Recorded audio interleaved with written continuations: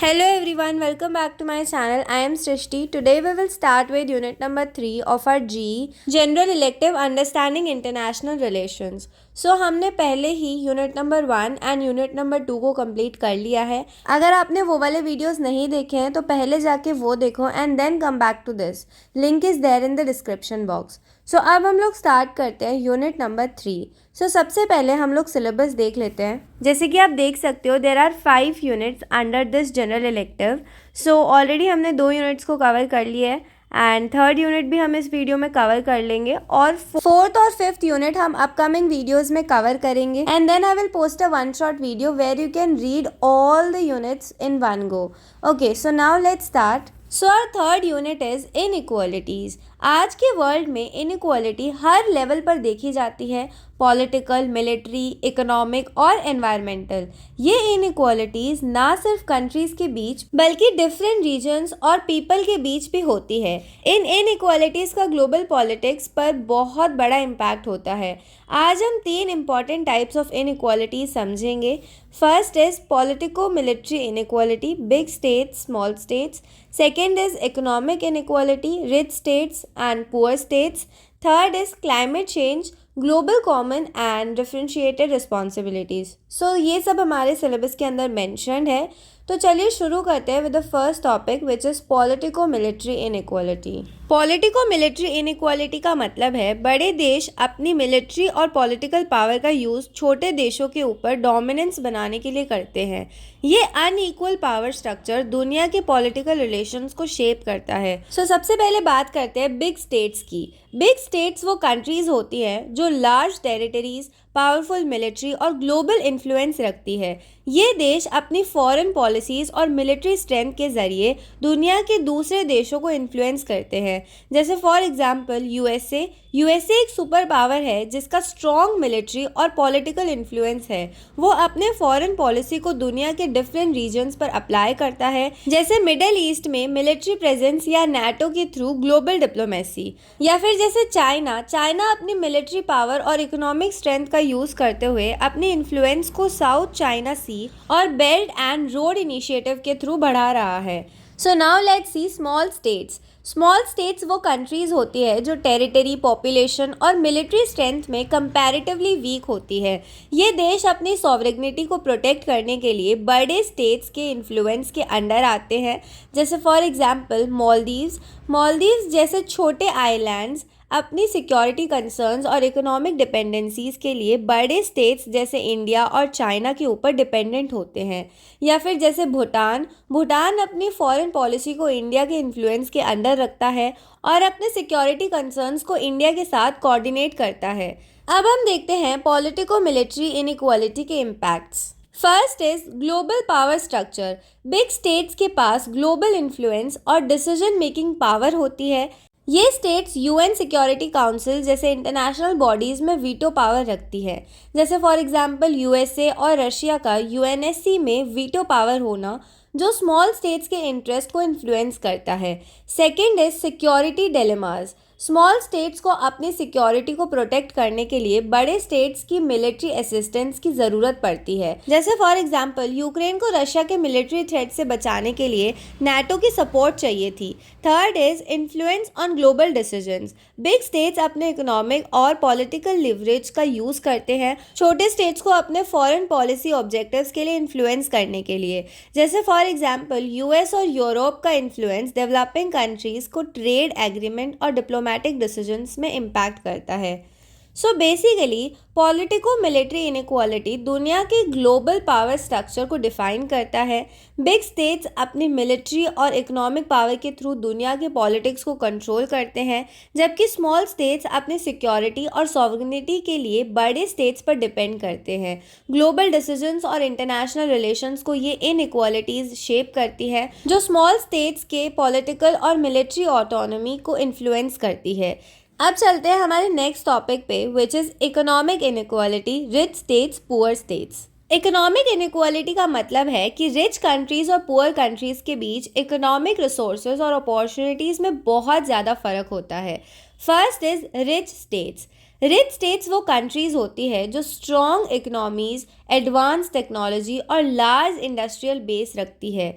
इन देशों का GDP gross domestic product बहुत हाई होता है और इनके पास फाइनेंशियल रिसोर्सेज, एडवांस्ड इंफ्रास्ट्रक्चर और ग्लोबल इकोनॉमिक इन्फ्लुएंस होती है। जैसे हम रिच स्टेट्स का एग्जाम्पल लेते हैं, यूएसए दुनिया का लार्जेस्ट इकोनॉमी है और अपनी टेक्नोलॉजिकल एडवांसमेंट्स और फाइनेंशियल स्ट्रेंथ के थ्रू ग्लोबल मार्केट्स में इन्फ्लुएंस करता है। Second example is Germany European union का इकोनॉमिक पावर हाउस है और अपनी मैन्युफैक्चरिंग और एक्सपोर्ट बेस्ड इकोनॉमी से दुनिया की इकोनॉमी को शेप करता है। या फिर जापान भी एक रिच स्टेट है जो टेक्नोलॉजी और इनोवेशन में लीडिंग है और ग्लोबल मार्केट्स में अपना डोमिनेंस रखता है। अब देखते हैं पुअर स्टेट्स वो कंट्रीज है जो low income economies, limited resources और अंडर डेवलप्ड इंफ्रास्ट्रक्चर रखती है। इन देशों की जीडीपी बहुत कम होती है और वो डेवलप्ड कंट्रीज के इकोनॉमिक सिस्टम्स पर डिपेंडेंट रहते हैं। ये देश अपनी पॉवर्टी, लिमिटेड इंडस्ट्रियलाइजेशन और हेल्थ एंड एजुकेशन सेक्टर्स को इम्प्रूव करने के लिए फॉरेन एड और लोन्स पर ज़्यादा डिपेंडेंट होते हैं। जैसे for example poor states, first is Somalia एक अंडर डेवलप्ड इकोनॉमी है जहां सिविल वॉर और पॉलिटिकल इंस्टेबिलिटी की वजह से इकोनॉमिक ग्रोथ काफ़ी लो है। सेकेंड इज अफगानिस्तान भी एक पुअर स्टेट है जहां सिक्योरिटी कंसर्न्स और इकोनॉमिक इंस्टेबिलिटी की वजह से डेवलपमेंट प्रोजेक्ट्स लो है। अब देखते हैं इकोनॉमिक इनइक्वालिटी के global impacts. First is trade relationships. Rich states अपने इकोनॉमिक पावर और टेक्नोलॉजिकल एडवांसमेंट का यूज़ करते हुए ग्लोबल ट्रेड एग्रीमेंट्स को शेप करते हैं। जैसे फॉर एग्जांपल यूएसए, ईयू और चाइना का global trade. Rich states trade deals और इकोनॉमिक सैंक्शंस का यूज़ करते हैं अपने इंटरेस्ट को सिक्योर करने के लिए, और वहीं पुअर स्टेट्स को फेयर ट्रेड एग्रीमेंट्स का एक्सेस नहीं मिल पाता और उनके मार्केट्स भी डेवलप्ड कंट्रीज के मार्केट्स के कंपैरिजन में छोटे होते हैं। जैसे फॉर एग्जांपल अफ्रीका का सिचुएशन, अफ्रीकन कंट्रीज को अपनी नेचुरल रिसोर्सेज बेचने के लिए लो प्राइजेस मिलते हैं, जबकि डेवलप्ड कंट्रीज अपनी मैन्युफैक्चरिंग और टेक्नोलॉजी को बेचकर हाई प्राइजेस कमाते हैं। नाउ सेकेंड इज डेब्ट एंड डिपेंडेंसी। पुअर स्टेट्स को एक्सटर्नल डेट और फॉरेन लोन्स की वजह से अपने इकोनॉमिक पॉलिसीज को एडजस्ट करना पड़ता है। जैसे for example Latin America countries जो आईएमएफ और वर्ल्ड बैंक से लोन लेते हैं, उनको अपनी डोमेस्टिक पॉलिसीज़ को आईएमएफ के गाइडलाइंस के अंडर एडजस्ट करना पड़ता है। रिच स्टेट्स अपने financial institutions, IMF, world bank के थ्रू पुअर स्टेट्स को डेट ट्रैप में डाल सकते हैं, जिससे वो अपनी सॉवरेनिटी और इकोनॉमिक डिपेंडेंसी खोते हैं। जैसे for example Sri Lanka's debt crisis. Sri Lanka को अपने डेट रीपेमेंट के लिए फॉरेन लोन्स देने वाले कंट्रीज से इकोनॉमिक डिपेंडेंसी थी, जो उनके इकोनॉमिक क्राइसिस का रीज़न बना। And third is human development issues. Poor states को पॉवर्टी, इलिटरेसी और पुअर हेल्थ केयर की वजह से ह्यूमन डेवलपमेंट इंडिकेटर्स में काफ़ी चैलेंजेस फेस करने पड़ते हैं। For example sub Sahara Africa, यहाँ पॉवर्टी, डिजीज़ और lack of education poor states की डेवलपमेंट को स्लो करते हैं। रिच स्टेट्स अपनी एडवांस्ड हेल्थ केयर, एजुकेशन और इंफ्रास्ट्रक्चर के through high human development achieve करते हैं। जैसे for example Scandinavian countries, Denmark, Sweden, Norway, इन कंट्रीज में low poverty rate, universal health care और हाई लिटरेसी रेट है। सो बेसिकली इकोनॉमिक इनइक्वालिटी की वजह से रिच और पुअर स्टेट्स के बीच ट्रेड, फॉरेन पॉलिसी और डेवलपमेंट को लेकर मेजर डिफरेंसेस होते हैं। रिच स्टेट्स अपनी फाइनेंशियल पावर और ग्लोबल ट्रेड इन्फ्लुएंस का यूज़ करते हुए ग्लोबल पॉलिसीज़ को शेप करते हैं, जबकि पुअर स्टेट्स को फॉरेन एड और लोन्स के थ्रू अपनी इकोनॉमी को सस्टेन करना पड़ता है। डेट ट्रैप्स और डिपेंडेंसी पुअर स्टेट्स को अपने इकोनॉमिक इंडिपेंडेंस से दूर कर देते हैं, जबकि रिच स्टेट्स अपने फाइनेंशियल इंस्टीट्यूशंस के थ्रू ग्लोबल इकोनॉमिक सिस्टम्स को डोमिनेट करते हैं। So now let's move towards our last topic, which is climate change, global commons and differentiated responsibilities. Climate change एक ग्लोबल इशू है जो हर कंट्री को अफेक्ट करता है, लेकिन हर कंट्री का रोल और रिस्पॉन्सिबिलिटीज़ अलग होते हैं। ये टॉपिक ग्लोबल कॉमन्स और डिफरेंशिएटेड रिस्पॉन्सिबिलिटीज़ को समझने में मदद करेगा। First is global Commons. Global Commons का मतलब है वो रिसोर्सेज या एरियाज जो सारे देशों के लिए अवेलेबल होते हैं और जिनका यूज़ और प्रिजर्वेशन पूरी दुनिया की रिस्पॉन्सिबिलिटी है। ग्लोबल कॉमन्स में क्या आता है? फर्स्ट इज एटमॉस्फेयर, मतलब कि हवा। एयर पॉल्यूशन और ग्रीन हाउस गैस एमिशन से एटमॉस्फेयर को डैमेज हो रहा है, जो क्लाइमेट चेंज का मेन कॉज है। जैसे फॉर एग्जांपल कार्बन एमिशंस का जो ग्लोबल इम्पैक्ट है वो किसी एक देश के लिए नहीं, पूरी दुनिया के लिए है। सेकेंड इज ओशंस, मतलब समुंदर। ओशंस में पॉल्यूशन और ओवरफिशिंग से इकोसिस्टम डैमेज हो रहा है। फॉर एग्जाम्पल प्लास्टिक पॉल्यूशन जो ओशंस को अफेक्ट करता है वो ग्लोबल इशू है, क्योंकि हर कंट्री को इसके इम्पैक्ट से डील करना पड़ता है। Third is biodiversity. फॉरेस्ट और वाइल्ड लाइफ का डिस्ट्रक्शन ग्लोबल कॉमन्स का हिस्सा है। For example Amazon rain forest जो दुनिया के लंग्स कहलाता है, अगर ये डिस्ट्रॉय होता है तो ग्लोबल बायोडाइवर्सिटी को अफेक्ट करता है। सो बेसिकली ग्लोबल कॉमन्स को मेंटेन करना ज़रूरी है, क्योंकि सभी देश इससे डायरेक्टली या इनडायरेक्टली अफेक्ट होते हैं। क्लाइमेट चेंज, पॉल्यूशन और नेचुरल डिजास्टर्स जैसे प्रॉब्लम्स को सॉल्व करने के लिए सभी कंट्रीज़ को मिलकर काम करना पड़ता है। फॉर एग्जाम्पल पेरिस एग्रीमेंट 2015 में दुनिया के सभी देश क्लाइमेट चेंज को कंट्रोल करने के लिए ग्लोबल टारगेट सेट करते हैं। Now let's C differentiated responsibilities. Differentiated responsibilities का मतलब है कि हर देश के क्लाइमेट चेंज का टैकल करने की रिस्पॉन्सिबिलिटी अलग होती है। सभी देश इक्वल नहीं होते in terms of economic development, historical contribution और रिसोर्सेज। तो इसके अंदर देखते हैं developed countries versus developing countries. Under developed countries जैसे यूएसए, ईयू कंट्रीज़, जापान ने इंडस्ट्रियल रेवोल्यूशन के टाइम से बहुत ज़्यादा पॉल्यूशन किया और ग्रीन हाउस गैसेस का मेन कंट्रीब्यूटर बने। इन देशों की हिस्टोरिकल रिस्पॉन्सिबिलिटी है, क्योंकि इन्होंने क्लाइमेट चेंज में ज़्यादा कंट्रीब्यूट किया है। फॉर एग्जांपल यूएसए और यूरोपियन कंट्रीज़ का इंडस्ट्रियल डेवलपमेंट और उनके हाई कार्बन एमिशंस का रिस्पॉन्सिबिलिटी उन्हीं पर ज़्यादा है। बेसिकली इन कंट्रीज़ की रिस्पॉन्सिबिलिटी है कि वो क्लाइमेट फिनेंस और टेक्नोलॉजी ट्रांसफ़र प्रोवाइड करें और अपने कार्बन एमिशन को कम करने के लिए स्ट्रिक्टर पॉलिसीज़ इम्प्लीमेंट करें। अब हम देखते हैं डेवलपिंग कंट्रीज़। डेवलपिंग कंट्रीज़ जैसे इंडिया, चाइना, ब्राज़ील की रिस्पॉन्सिबिलिटी अलग है, क्योंकि उन्होंने इंडस्ट्रियलाइजेशन में उतनी ज़्यादा कंट्रीब्यूशन नहीं की और उनकी डेवलपमेंट प्रायोरिटीज़ भी डिफरेंट होती हैं। फॉर एग्जाम्पल इंडिया और चाइना का इकोनॉमिक ग्रोथ एनवायरनमेंट के लिए चैलेंज है, लेकिन इन कंट्रीज़ को इकोनॉमिक डेवलपमेंट और पॉवर्टी रिडक्शन को भी प्रायोरिटी देनी पड़ती है। ये देश अपने रिन्यूएबल एनर्जी प्रोजेक्ट्स को इंक्रीज़ कर रहे हैं, लेकिन उनको फाइनेंशियल सपोर्ट और टेक्नोलॉजिकल हेल्प डेवलपमेंट कंट्रीज से चाहिए होती है। So now let's C principle of common but differentiated responsibilities, CBDR।